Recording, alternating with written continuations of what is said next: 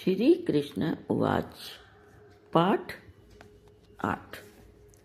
प्रस्तुत पाठ के श्लोक श्रीमद् भगवद गीता, जो हिंदू दर्शन का सबसे पवित्र ग्रंथ है, उससे लिए गए हैं। ये ज्ञान से भरे हुए हैं। इसमें बताया गया है कि मनुष्य को कर्म के पथ पर आगे बढ़ते जाना चाहिए। इस पथ पर चलते हुए अनेक बाधाएं आती हैं, क्योंकि मनुष्य के संकल्पों में दृढ़ता नहीं होती।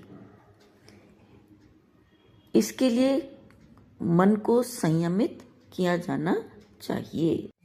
कर्मण्येवाधिकारस्ते मा फलेषु कदाचन मा कर्मफल हेतुर्भुर्मा ते संगोऽस्त्व कर्मणि।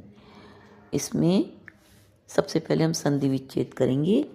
कर्मण्येवाधिकारस्ते, कर्मणि प्लस एव प्लस अधिकारः, अधिकार में विसर्ग आएंगे, ते।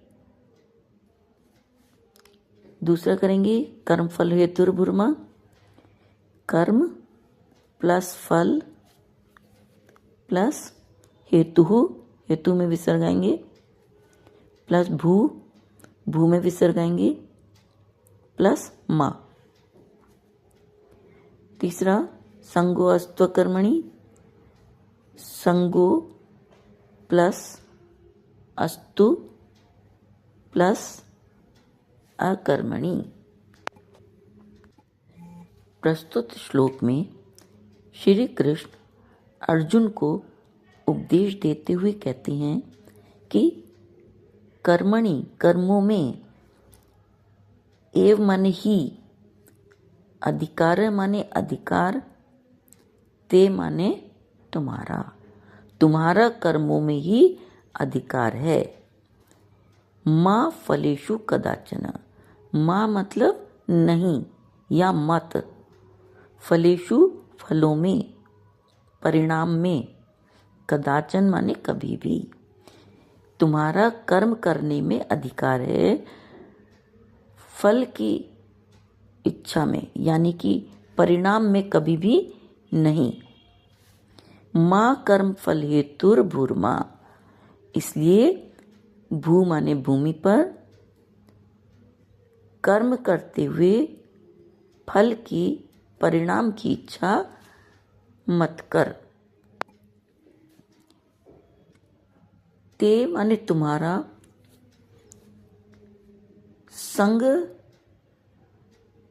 अस्तु कर्मणि, यानी कि तुम्हारा इसमें रुचि ना होना।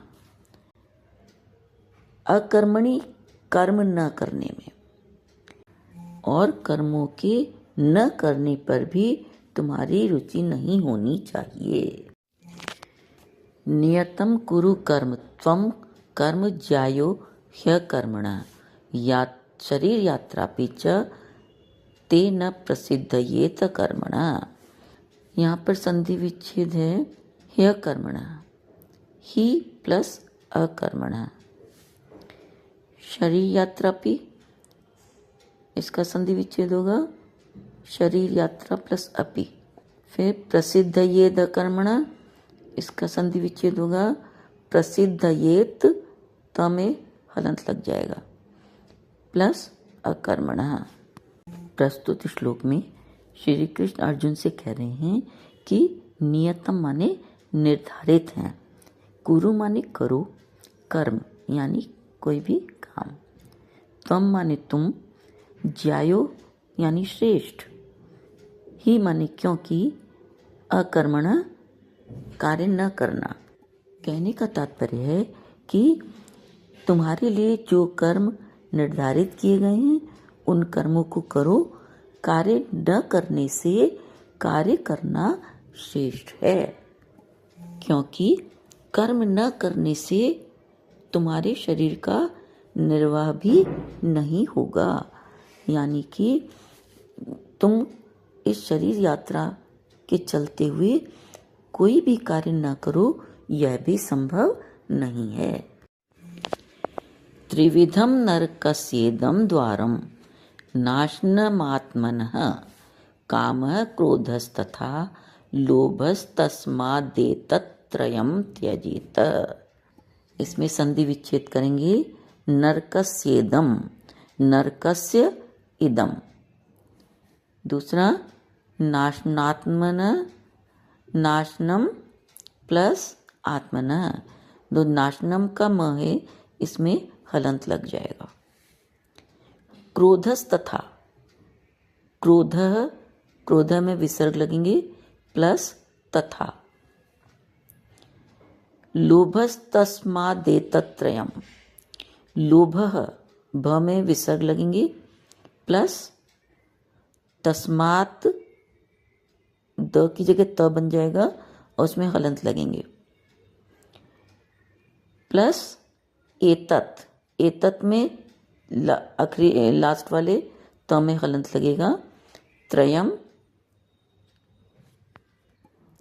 प्रस्तुत श्लोक में श्री कृष्ण अर्जुन को समझाते हुए कहते हैं कि त्रिविधम यानी 3 प्रकार के, नरकस्य इदम, नरक के, इदम माने ये, द्वारम द्वार, नाशनम नाश करने वाले, आत्मन माने आत्मा का। कह रहे हैं श्री कृष्ण कि ये तीनों नरक के द्वार हैं और आत्मा का नाश करने वाले हैं। कौन कौन से हैं? काम, क्रोध और लोभ। इसलिए एतत्त्रयम्, इन तीनों को त्याग देना चाहिए। श्री कृष्ण कह रहे हैं कि काम, क्रोध और लोभ ये तीनों नरक के द्वार हैं, इसलिए इन तीनों को ही त्याग देना चाहिए क्योंकि ये आत्मा का नाश करने वाले हैं। क्रोधात् भवति सम्मोह, सम्मोहात् स्मृति विभ्रमः, स्मृति भ्रंशात् बुद्धिनाशो, बुद्धिनाशात् प्रणश्यति।